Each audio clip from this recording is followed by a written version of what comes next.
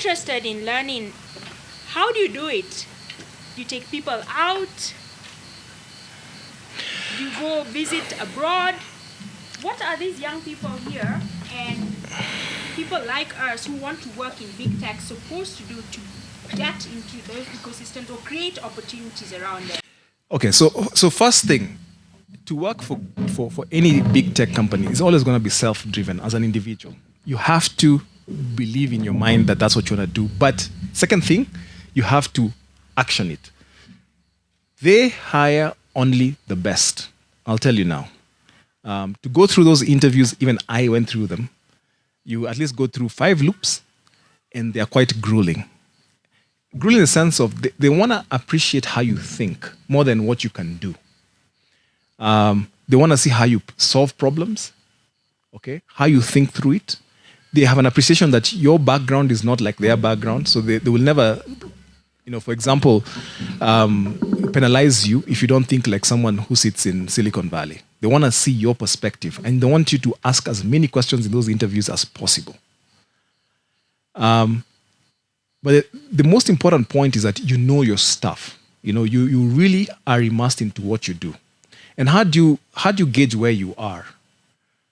And that's a very interesting question. If you're able to contribute feedback, if you're an engineer, if you're a product manager, if you're a content writer, if you're able to contribute to any sort of international, global kind of forum, then you're good enough to join them, to be honest. One of the things that I used to tell the guys who are interviewing to join Microsoft is that if you've contributed something to Stack Overflow, if you've contributed some sort of input to a GitHub project, and it has been accepted, then you really should think about if you're thinking about joining Google or Microsoft, then you should. Having said that, there are lots of opportunities. You don't have to only join Google and Microsoft. Africa is Talking is a great place to work. There's all these opportunities there. What I can say is that it's not bad for you to take, let's say, some time out and do 3 years in Microsoft and then come back to Africa is Talking and say, hey guys, I have this new way of thinking and I have this new experience and I can bring it and infuse into your products. I mean, that's also a value add. Doesn't mean that you're any different from someone who has been there for 10 years working at AIT. No, not at all. It's just exposure. And I encourage young people to get as much exposure as they can. The guys who join Google, one of the things I tell them is, sit here, learn, get frustrated, to some extent, enjoy it for 2-3 years, and then make your decision where you want to go from there. Okay? If you want to stay onwards and become, a senior engineer, onwards to a vice president, then do it.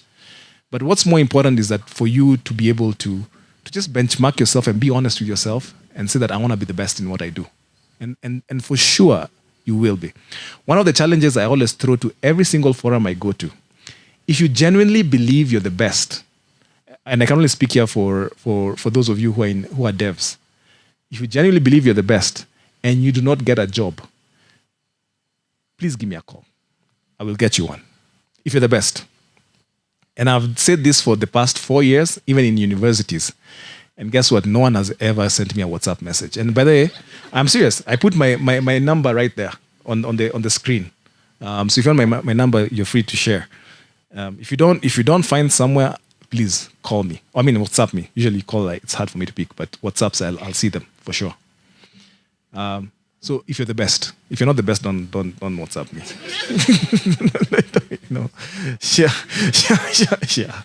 Yeah.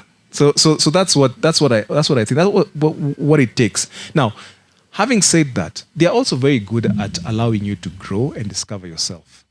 And the question always people ask is, should I join a big tech company in Kenya or should I go outside the country? And I always say, look, your first choice, join here first. Because you want to impact here, and it's a big deal, believe me, when you impact here locally first. But it doesn't mean that you can do 2 years in Kenya and you can't take another 2 years in Ireland or in Silicon Valley and then come back. Please, we need more of us out there as well, as much as we need people here. All right? If you look at the KCP results that came out, that's a true indicator of how many kids will turn 18. And they are... The KCP results of 1.2 million kids 1.2 million kids sat for KCPE. Meaning at some point, about 1.2 million will turn 18. The reason why we need to make sure that we invest in people like you right now to be good at what you'll do is because then you guys will start up the next startups, will work for Google and Microsoft and create more opportunities for others. Someone like sending the elevator down for others to come. You guys did tell me, which industry shall Kenya build, even if we got the best president ever? Let's say Wajakoya. Let's say we got. Let's say that's not from me. Please, for those of you watching this live, it's Sam who said that, not me. But even if we got a Lee Kuan Yew, the guy who built Singapore, which industry shall we start that will hire 1.2 million people every year? Which one? It's a ticking time bomb. And so we really need to figure this out. And that's why, again, back to what I said, for some of us and a lot of you here who are going to join us in whichever organizations, whether it's Google or Microsoft or whatever, let's create these opportunities for our people and let's keep going. Yeah. Jack, with that advice, in another life, what would you have been? And why? Wow, Jessica, you're really catching me with those questions. What would I have been in another life? So there's once I actually contemplated being, and this is going to sound very weird, a miner, like physical miner. Because, I used to think that you'll discover this big rock, and then you dig it, and then you'll see a shining diamonds inside there, and then you'll sell them. So I used to think that was naively, until I actually visited a mine and realized, a diamond doesn't look like a diamond, right? It doesn't. It actually just looks like a stone. Or I'll go to a river and do that thing that people do with their pans and find gold nuggets in there all day. So I think that was what I was destined to be in another life. Why? I don't know. I just find it was peaceful and quiet, and I don't have anyone else to, to talk to. Yeah. Okay. Since we are in this momentum of introspection and thinking of what you'd be in another life, what's your ideal night out? Okay, so now I'm a lot older, so I hardly ever go. I think most of the time it's just dinners, to be honest. Yeah, I don't have any crazy clubs that I can think of right now. But yeah, most of the times it's just dinners. Where? So there are a couple of good spots. So there's this. So if I want local food, there's this place in Ridgeways that has really nice nyama choma. I don't remember its name, but I know where it is. Walkabout. Yeah, that's the one. I think so. Yes, Walkabout. Yeah. You've seen me there. Okay. Yeah. So there's that place. It has really nice meat. Really good. So and local food. Everything that you want local is really good there. I actually prefer local food, to be honest. If you want, I don't know, a good. I'm more of a fish. If I go to one of the other restaurants, what restaurant can I pick of that's really good fish? There's this one in Westlands. What is its name? See, I'm not good at their names, but it's I think they shut down though. It used to be at Delta. Urban Eatery? Yeah, there are many restaurants there. Yeah. So they used to have a nice Indian place that has nice fish. So yeah, I used to like it. Aha, the Indian genes are coming out. Sometimes, yeah. I just don't nod like this. That's the only thing I can do very well. All right.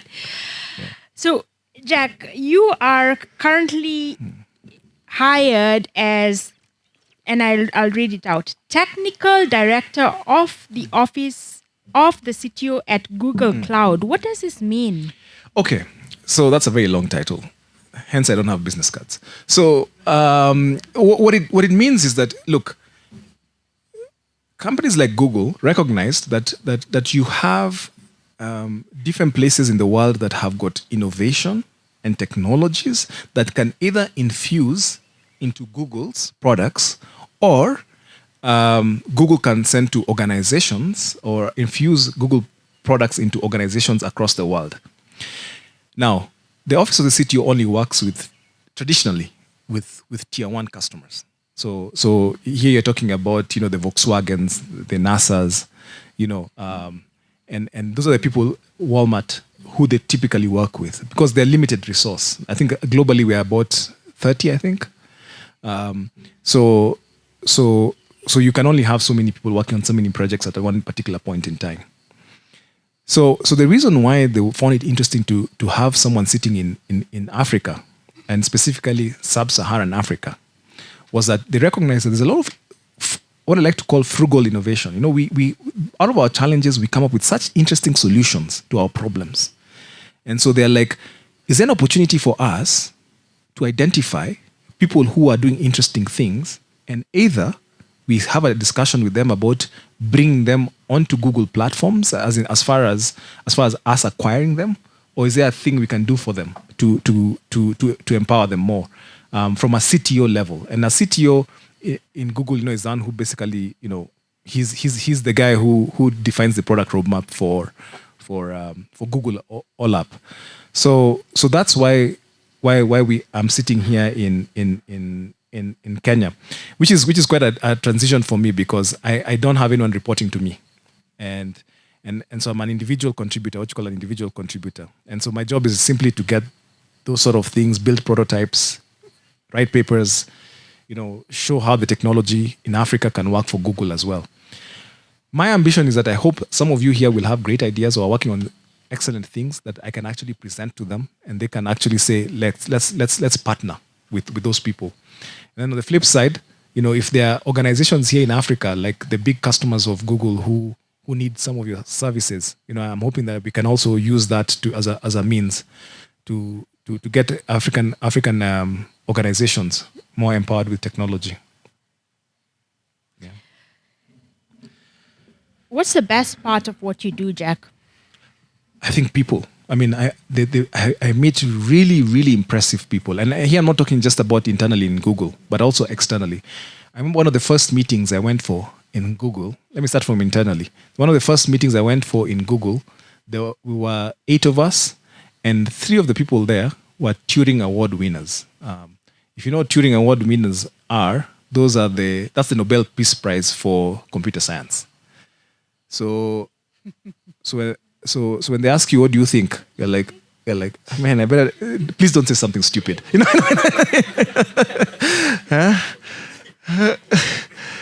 There's a Swahili word that came into me. You just say, I hope square ufala.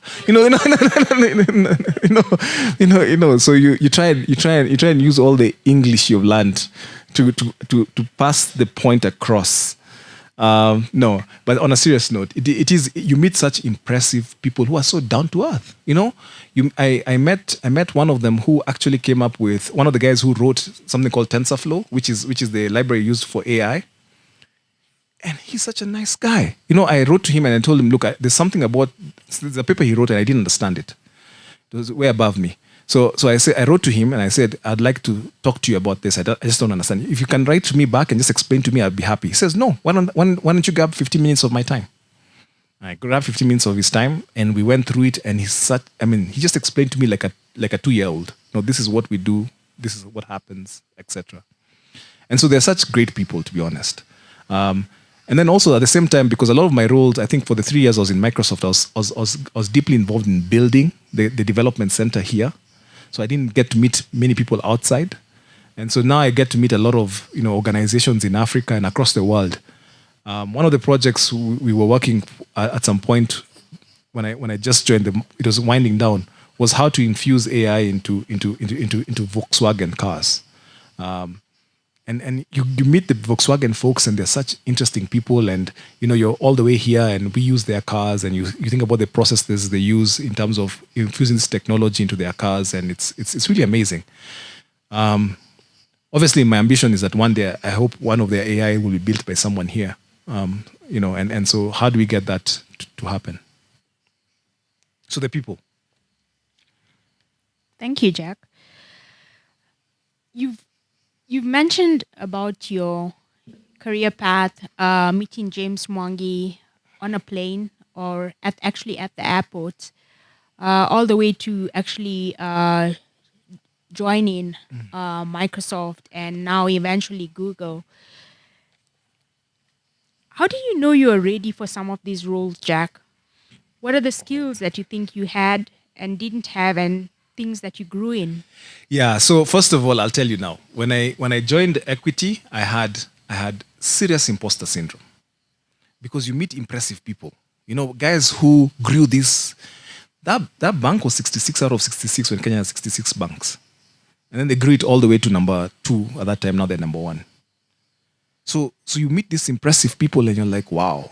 And I joined the Microsoft. I'm like, you meet really smart people, both local and international, and you sit down and you're thinking to yourself, man, I'm gonna be fired next month. I swear. Because and then you join Google and you sit there. One of the first meetings you have is 3 Turing Award winners, and you're like, oh man, see now what you've done. And so you have serious imposter. And look, guys, imposter syndrome is good. And why do I say it's good? It's great to be confident, but also feeling like you have this way to go also keeps you in check a little bit, and so you don't have too much of a big head. And so it's okay to feel like, oh man, I need to know more things. I need to do more, because that hunger keeps you going as well. Anyone who runs a business, like Conrad and Sam here, will tell you that there's always a next hill to climb.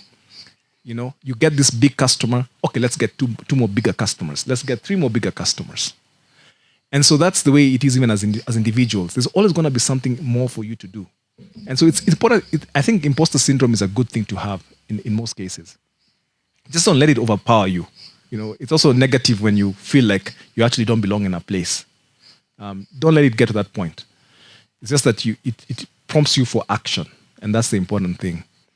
So for me, that has been my experience so far. That getting that insatiable need for sorry, that's my alarm. So having that feeling so that you can do more things. I think that's what pushes you to actually do a lot more than you need to. Yeah. Another note. What is that alarm about? So I'm not diabetic or anything like that. It's so I always put at 7:00. That's the time I'm supposed to go and call the kids for dinner. So clearly that's not gonna be. Yeah. How do you balance having a family and your career? Yeah, no, it's difficult. It really is hard. Look, I don't want to sit here and lie to anyone that if you decide you wanna put yourself into your career, there's no price to pay. Whatever road you choose, there's a price to pay. If you decide to work hard, if you decide to be long hours in the office, if you decide to be coding all night, there are people who will not appreciate that. Okay? And that's just the price you have to pay. Is there a balance? Sure. But balance is always going to be subjective. According to who? It has to be according to yourself and the people around you. So I do have to say, there are periods of time like I didn't spend enough time with my kids. I'll tell you that. The equity time, I'd come into the office because we're doing a telco and we're running the digital channels, and equity is a monster. 6 countries, over 12 million customers, and everything is going digital. And then you have compliance, you have central banks, you have businesses. It's a lot. And then the way the organization is that you really have to be hands-on on everything because it's a bank. It's difficult to delegate some of these things. And so I remember sometimes I'd get to the office at 5 a.m. and leave at 9 p.m. And there is a price to pay. The question is are you willing to pay the price? Is it worth it for you as an individual? And then the second thing is it worth it for the people around you? Do you have a good support system? Now, by the time I was leaving, equity, for me, I was burnt out. I said, I really have done enough, and I want to spend more time now with my kids, and so that's why I left. And it just so happened, those 3 months I stayed outside equity. I actually had no job, by the way. I had zero job, but it was the best 3 months ever. I was like taking them to school. We were having lunch. We would have dinner together. We'd go for ice cream. I forgot about how ice cream tastes, by the way. It was really nice. And then of course, Microsoft came calling, and so when they told me they're doing a dev center, there was a no-brainer, and they're a bit more structured. So that was a good thing for me. I could not to that extent have the privilege of picking them from school and dropping them and all those things, but yeah, it was a good break for me. So it was a good break for you. So you must have built some ethos. So what's your philosophy in a nutshell? Yeah. I mean, for me, mine is very simple. Like I said, stay grounded and really work hard. I mean, those of you who know me, and I've probably have heard of me. When you look at me, I'm really unimpressive, to be honest, and I think I'm very average, in all respects. I'm not. I don't have dreadlocks. I don't.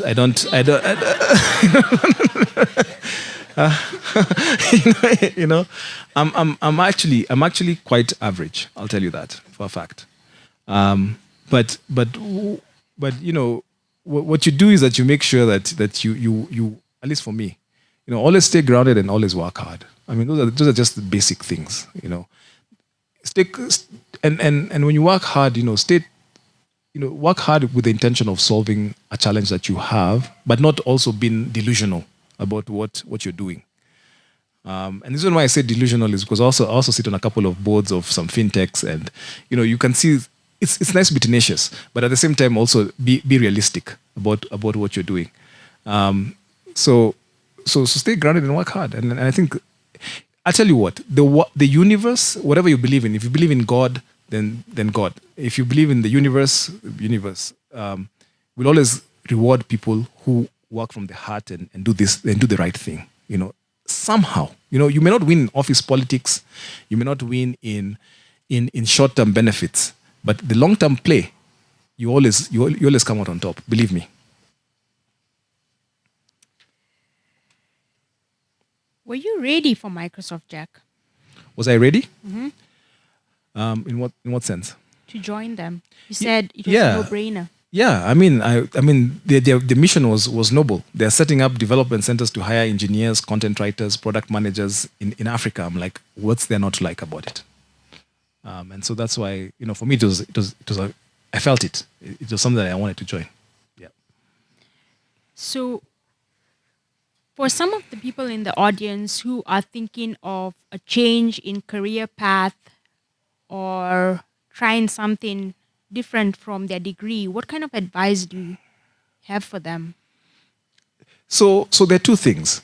The first one is, if you want to make a change, why are you making that change? Look, one of the things I say is we are not as privileged as some of you maybe are, but during my time, you're not as privileged to follow your dreams because, it's a generational problem. We didn't have parents back then who could bankroll our passions and let us stay in their houses for until we were 36, and you're still in your bedroom. By the time you're already 18, your parents are looking at and saying, "Dude, you need to get out." So a lot of us had to put our passion on hold. It just so happened for some of us they aligned at the right time. But you have to pick and choose what your battles are. Do you follow your passion that will need to career progression and make sure that you are able to put, you're able to support yourself and support the people around you? Or can you do them both? If your passion, let's say, is floral arrangements, yeah, you like to arrange flowers, can you do your job right now and still do that? Or can you pursue them at the same time? I mean, those are some of the things that you really have to make a trade-off choice. And life is all about trade-offs, by the way. All of you have sacrificed time to be here and interact with us. So those are trade-off that you chose. And so everything in life is a trade-off. If you want to change your career, let's say you don't like what you studied, and by the way, I have a lot of problems with our universities, and don't get me started on that. In terms of them not teaching people things, skills that are meant to be absorbed in the industry. But if you want to pivot to something else and you think it can be good for you, please do it. Do it. But also bear in mind that you have yourself to support and maybe you have other people to support. So just kind of make that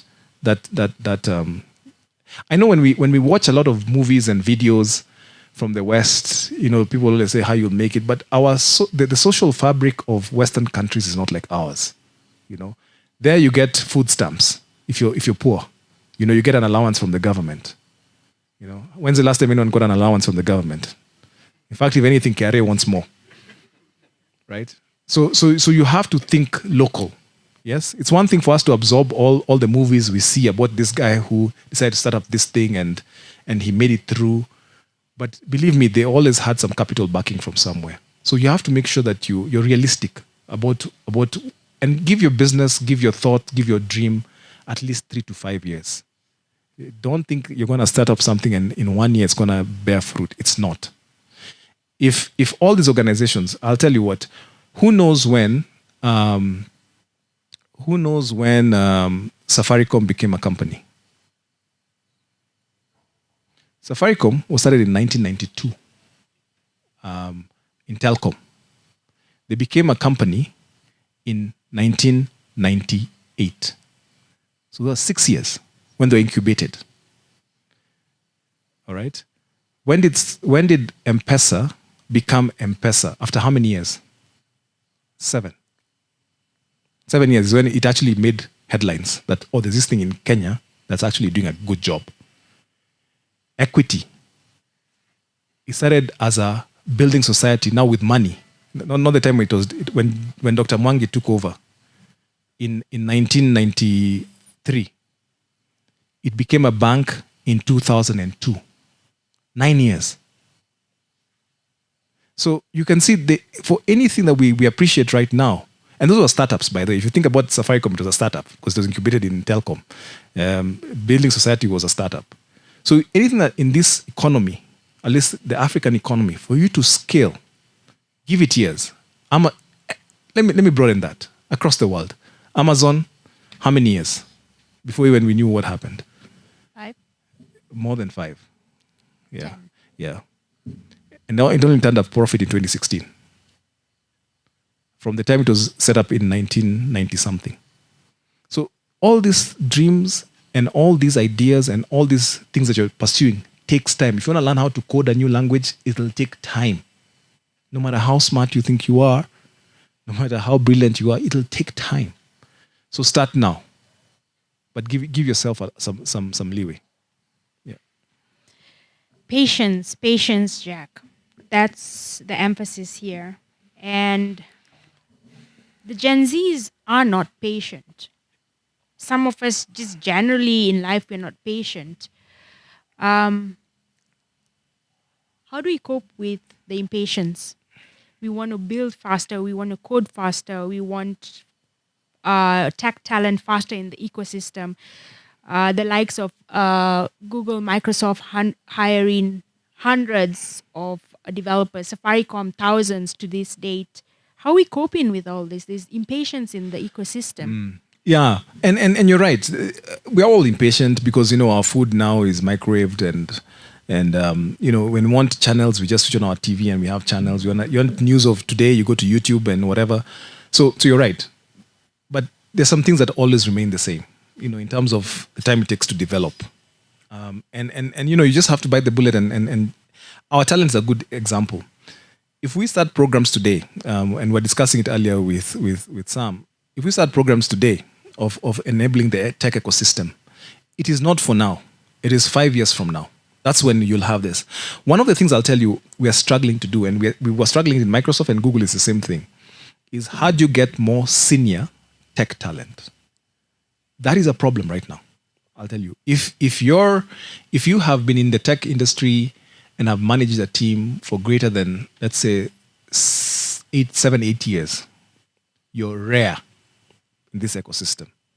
And if you applied to any tech company, Google, Microsoft, Meta, AWS, and more, Dropbox, you name them, you will most likely get an interview. That I can guarantee you. You'll get an interview. Because the senior level talent is not there. We don't have it. To the extent of even some of them suggesting we need to import from elsewhere. So it takes time. One of the things I tell a lot of those companies is, look, you have this problem now, but can you imagine 6 years from now, when you have all the people I can see here, when you guys have matured, or you're already maturing, or you're already gotten there? I mean, it won't be a problem. They will definitely be awash with people they can hire. But for right now, this is the problem we have. But it takes time to grow, and that's just the way life is. Yeah. Are these talent wars going to intensify in the ecosystem? Yeah, so I was wondering when you'd get to that. Yeah, so they will. Truth is, they will. But like I said, you remember those 1.3, 1.4, between 1.2 and 1.4 million kids every year? I'm hopeful. If we can get a lot of those KCPE kids to into the tech industry, I mean, then we stop talking about tech wars, because we have the resource. And that's what India did very well. But the advantage of India is that they had the government backing. So the government intentionally said, we will invest in technology and train our people intentionally. So they all these universities where you see Sundar came from, and Sundar, the CEO of Google, or where Satya came from in India, those were government built and run institutes of technology, and they all came from those universities. The people you see leading those multinationals right now in the US, tech companies, they all came from those places, because the government intentionally was deliberate about it. Now, for us, I think in Africa, to be honest, I don't think our story is ever written by the government. It's written by the private sector and by all of us. I mean, we can't wait. So collaborating with a lot of the ecosystem, we need to invest in our talent, and then hopefully, one of you will become the CEO of Google or Meta, and I'm hopeful that that's going to happen. Yeah. All right. We're going to go to the audience for Q&A in another 10 minutes. I still haven't finished with you, Jack. So, Jack, can you go a little granular into the skills that big tech companies are looking for in the ecosystem, and how can we harness this? I mean, it's all. Let me not say big tech specifically. All companies are looking for developers, are looking for good product managers. In my world, that's what I understand. Now, there could be other places that someone here is saying, okay, Jack, they also look for this. I don't know. But in my world, those are the two rare talents that we're always looking for. So if you want to invest in something, if you want to invest in courses, if you want to invest in community, please invest in those areas. You'll always find a space in this world for you. Banks are looking for the same. And again, even I was speaking to one of the CEOs of one of the banks here, and he's struggling to hire a CIO. So he's asking me, should I go to India and hire a CIO and then come here? Maybe there's someone here you can send me your CV. You're a good CIO. I don't mind doing intros. Yeah, but it's a problem right now. But we can solve it, I think. We're looking at companies like Africa's Talking investing back into the ecosystem to create some of this talent and skill sets, and other companies and code accelerators doing this.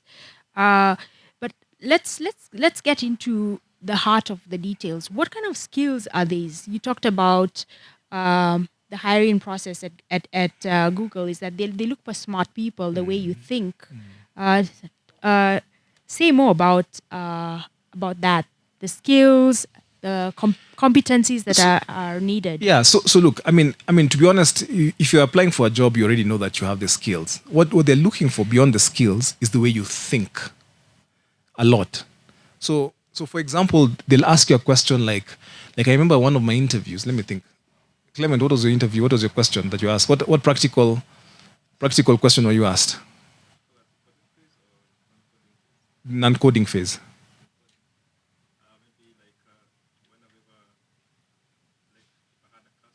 Yeah.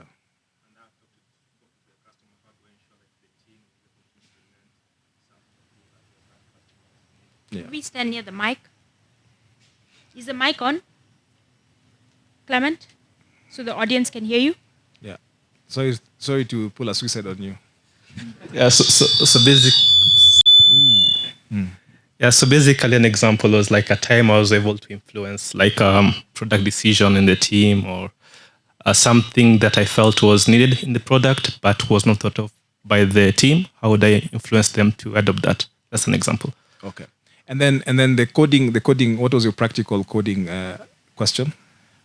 So one of them was to sort like to merge a collection of sorted streams into a single sorted stream. Okay.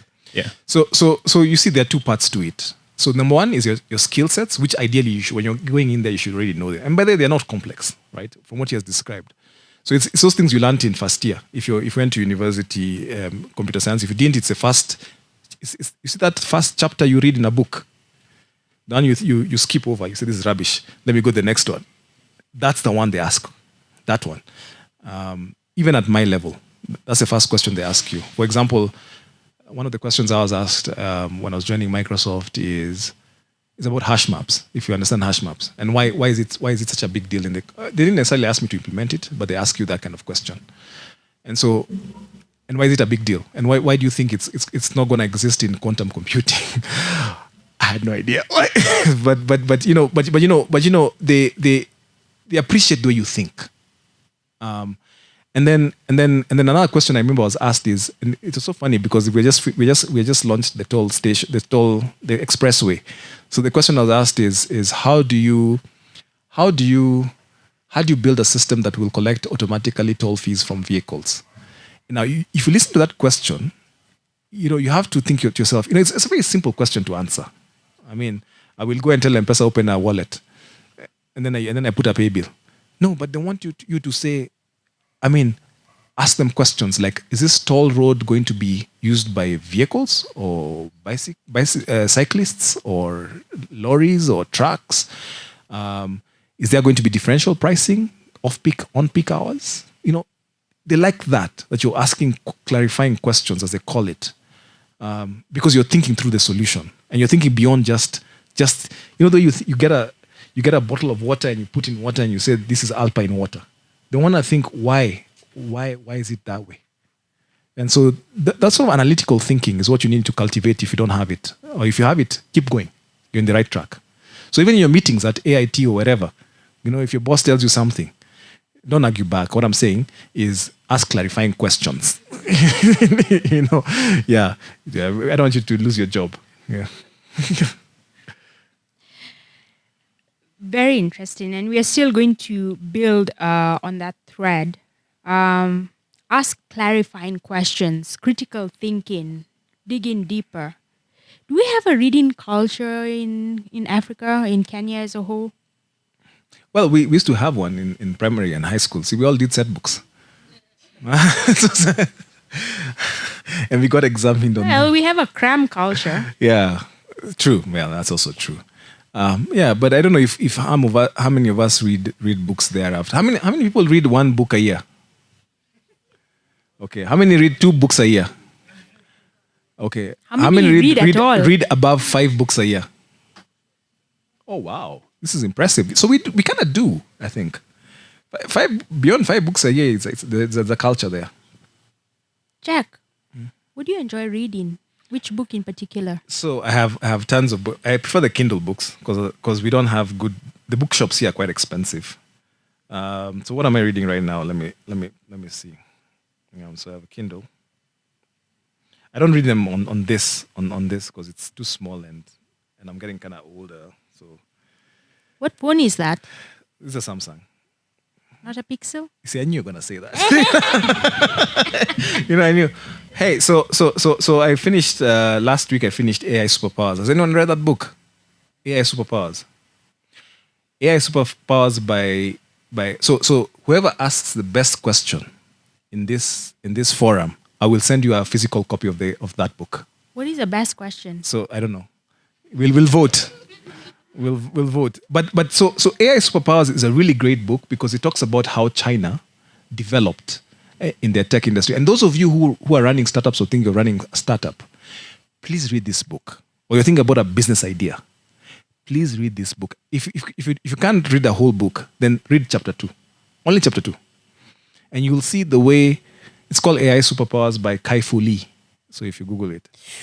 Kai-Fu Lee. If Yeah. you are in the AI space, No, not necessarily. Or the guy. No. Or you know him. Yeah, Yeah. he's popular. If you're in the AI space, you had better know Kai-Fu Lee. Yeah. If you don't, Yeah. gal, man, whoever, you don't know your trade. So it's such an interesting story. You know the way these Chinese businessmen we see here, and we think they're so aggressive. They're actually aggressive because their home market is super aggressive.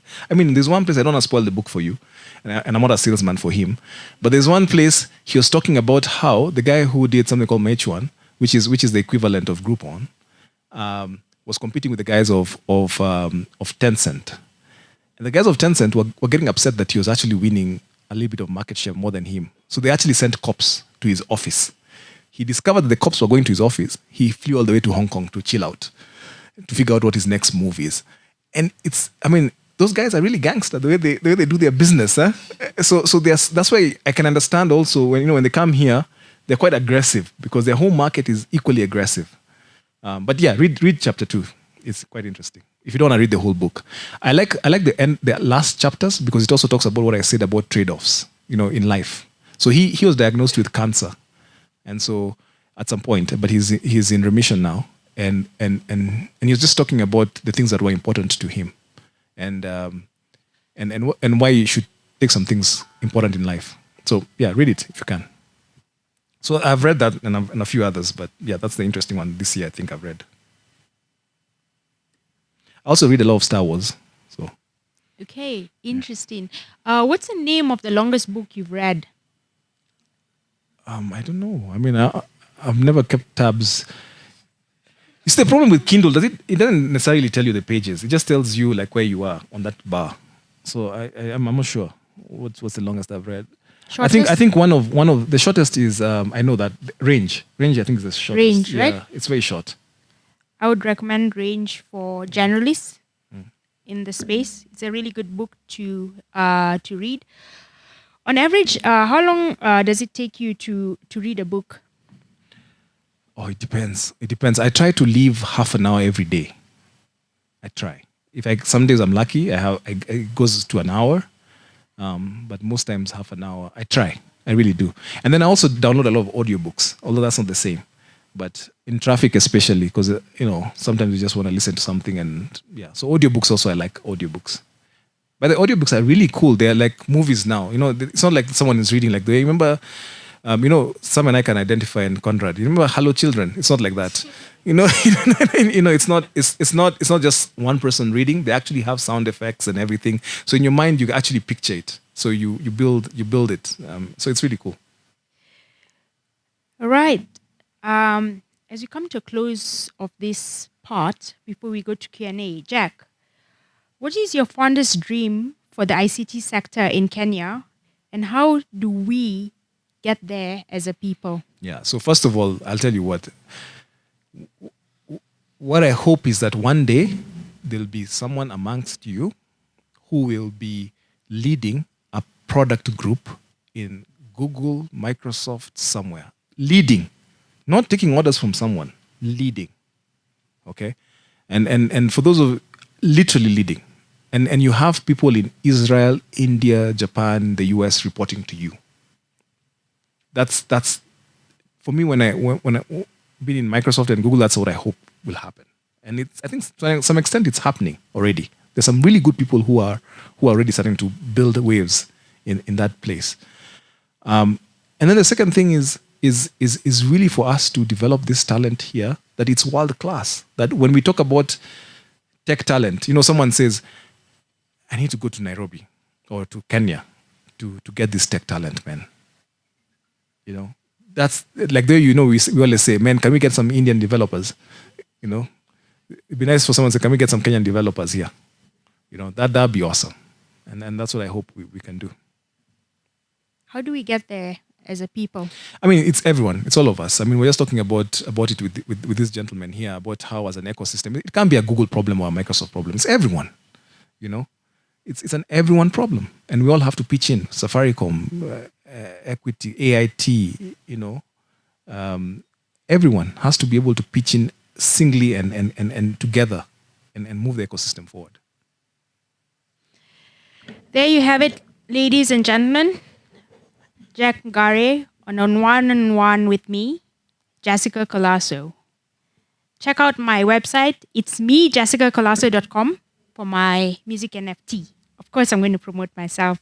All right, we go to the Q&A session, and we'll start on my right-hand side. Man. We have Conrad right here. Please step up. Conrad, and I paid you not to ask questions. Bad luck. Mine is a very simple question. Yeah. My name is Conrad. I'm a friend of Jack Aronya a long time. Yeah. We've heard a lot about your successes, your career, but I'm curious about any one thing you felt that was a mistake that if you could go back, you would change professionally, I mean. Oh gosh, I tell you what, Conrad, that's a great question. Let me tell you first of all, I have failed many times. Do you know the time when you actually sit down and say, I swear to God, I'm going to be fired today? And specifically when I was working for, there's a time I was in BT and I actually crashed their DNS servers. I was so sure that day, you're a 20-something-year-old and you've crashed of one of the biggest telcos in the UK. They are DNS servers. Why? Because you thought you're so smart and you can do something a bit more optimized. And then you forget that there's so many dependencies associated with what you've just done. And so everything came down. And when the other engineers walk in and then you own up, no one talks to you for like a whole week because everyone had to mess up it was a long holiday. Everyone had to come back. Guys had booked holidays. I don't know, in France, I don't know where, and they're looking at you and they're like, seriously, man. And back then, we didn't have these remote things. You had to show up in the office. Oh man, that was really tough. So I have tons of them. I can write a book about all my failures. There's one product, I won't say which one, when I was in Equity. I sold it to the board, the group board. Everyone thought it was brilliant. When we released it, I think we only got like 5 downloads. And you're like, come on, man. I mean, what's wrong? This is a brilliant product. In fact, no, and those 5 downloads, I'm sure they are fraudsters. You're like, and so the next meeting, and so you're going for a board meeting, the next one, Hey, you try telling them other stories, that slide for that particular product, you skip through it really fast. You don't talk about it. Then someone says, oh no, just go back.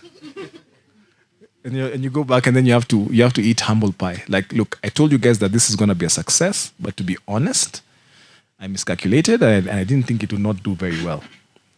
And look, you have that also taught me something, Conrad. One of the things it taught me was that, number one, always own up and say you can do better. You that night you'll sleep a lot better. Then what is typically the case is you try and look for a scapegoat to crucify. So I could have easily blamed my product managers, my sales managers, anyone. Any one of them, I could blame them and say they're the ones who do not know how to implement this thing. And then I crucify them. But the truth is you're honest with yourself and you say, dude, you miscalculated. And that night after you say it, people will appreciate it. Sometimes there's a price to pay because then people doubt you after that. I'm telling you, it's not as good as I try to make it seem. After that, every single product I came up with, it had to go through some process. Because now, people are kind of like, okay, dude, you messed up. So they don't trust you as much, which is okay. Then the next one you do will come out okay. And then they'll go back to, people are very fickle. So they'll say, oh, this guy's a star. And then you're back again. So you have to do that. I mean, those of you who follow, like now, I'm surprised there's a team that's top of the table. I mean, they shouldn't be there though. you know. But if you appreciate their journey, I mean, I don't support them, but you appreciate their journey. They have done a lot of missteps, and they are where they are. So who are you not to be fallible? But just be honest. I mean, that's one advice I can give you. If you mess up, be honest with yourself first. Yeah. Please come up to the mic if you have a question.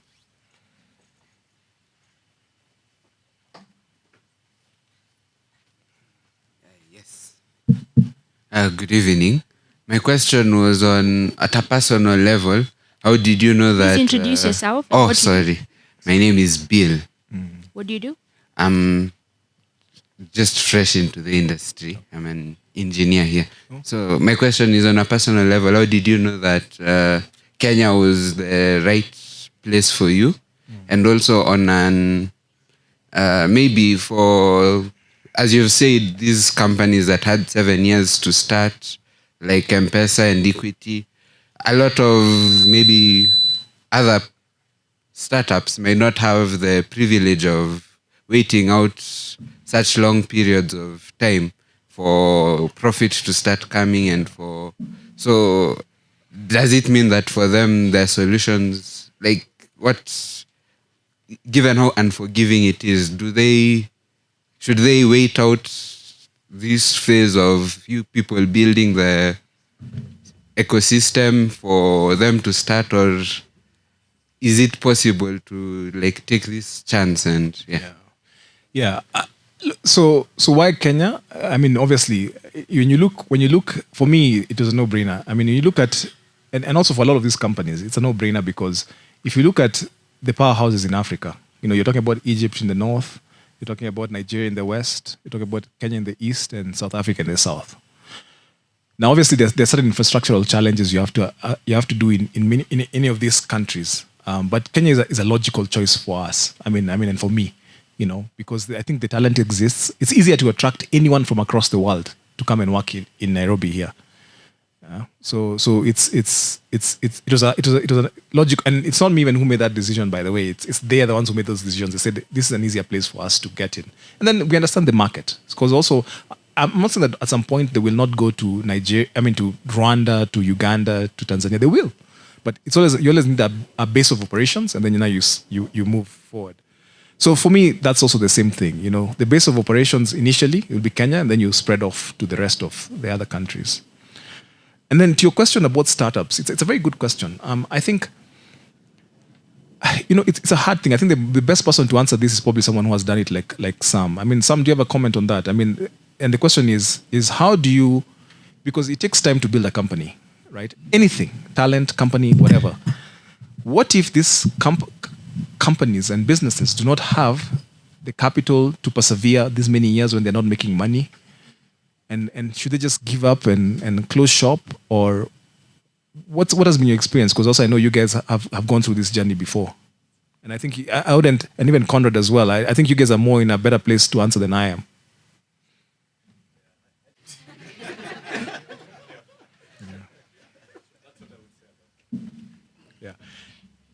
I think also the other thing people have to appreciate is that sure, can step the mic. So is also, you know, having worked a lot with the entrepreneurs, you know, sometimes I think they got a lot of flack of how abrasive they can be, because you know they have had to make a lot of hard choices. You know, my boss was an entrepreneur, so I can imagine why he's abrasive is because he had to cut down a lot of expenses, had to make a lot of hard choices. And even worse still, the best people who you're relying on one day come and tell you they have to leave. So you know, I think we don't give enough credit to our entrepreneurs, especially the ones who fail. I think those are the people who I respect a lot because, you know, it takes a lot to come out of that.